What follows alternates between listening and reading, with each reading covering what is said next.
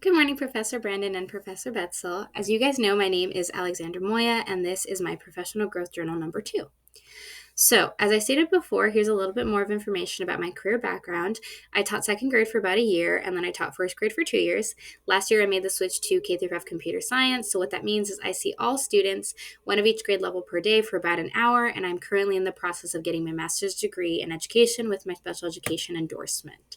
So, when I was reflecting on integrative learning and what that looks like for the Griffith learning community, within Griffith, we currently have 3 self-contained classrooms. So our self-contained classrooms include the titles of SEALs or PALs, and each classroom ranges in severity as well as grade levels. So an example is you will see a kindergarten classroom and with a 4th grade student present there as well, and it's just because of the level of the level of severity within his disability.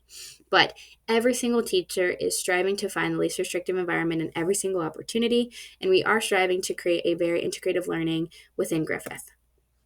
So, last time I touched a little bit more about our morning meeting and the special integration models, which varies on student needs.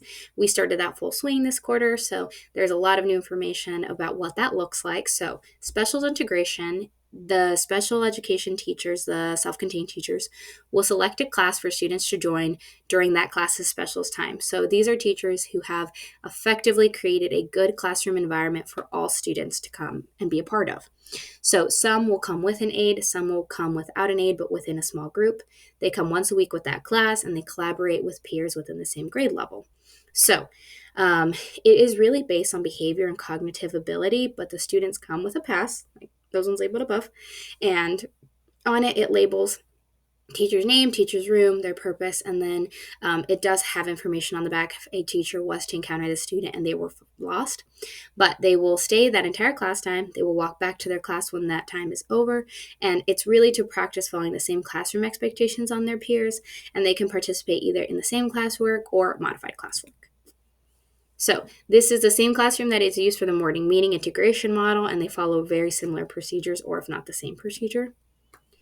We also started a new recess integration model, so this is going to be used for social integration for these students. They have been practiced thoroughly, the recess rules above. They've participated in a bunch of different activities so that whenever they do come with these students, they know what is to be expected. And they're going to be sent with an aide during this recess time. So that aids, the purpose is for them to include some guided play with other students. So some of the games that they've been playing is Foursquare, soccer, basketball, games like those. And it is the main purpose is to have these students socialize with peers within the same grade levels in appropriate ways.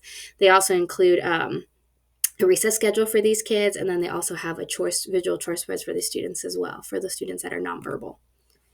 So, ethical practices here at Griffith. As I stated before, this is our Griffith statement and is something that we believe in strongly, which is making sure that we are dedicated to nurturing each child's academic and social potential through high expectations.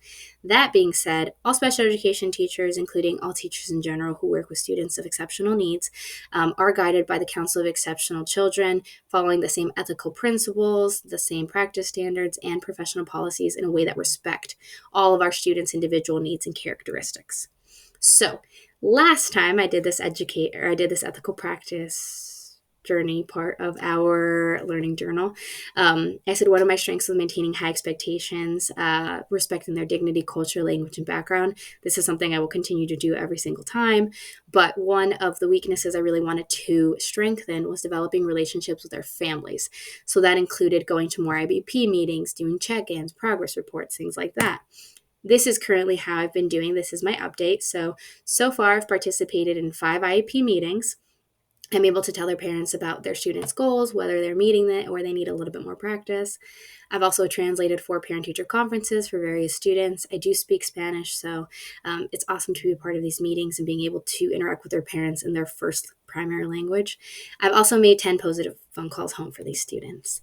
So the new ethical practices that I'm going to be focusing on is one of my weaknesses is using evidence and instructional data and research and professional knowledge to inform my practice. That is going to be my main focus for this growth journal.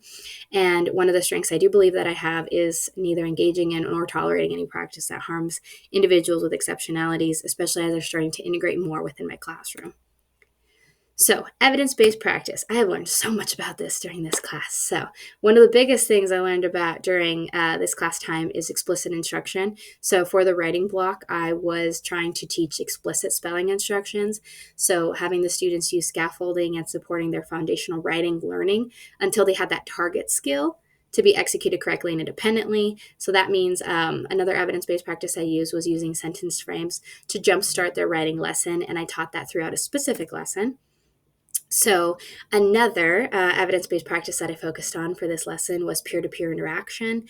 So, I pulled a scale from our reading, which was peer studying together, to apply cooperative learning approaches. They had to use this to learn their sight words. They used it to create their sentence for the pictures located above, and I used an observational checklist for documentation purposes as well.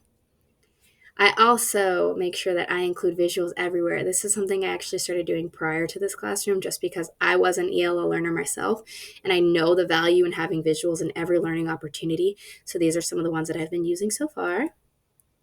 And then a newer one is implementing success criteria. So before every single lesson, I always have the students learn about their objectives, why they need them, and then one of the things I started locating above was creating a checklist for students to use to make sure that they are being successful in what they're utilizing, especially within writing. And then this is one of the traits that I use for the 6+1 writing traits rubric. And then here's some smaller things that I always implement throughout the day. So making sure that they have enough think time, using sentence starters, addressing common misconceptions before class, make sure to use guiding questioning, and then those checks for understanding, got it, need help, don't get it at all.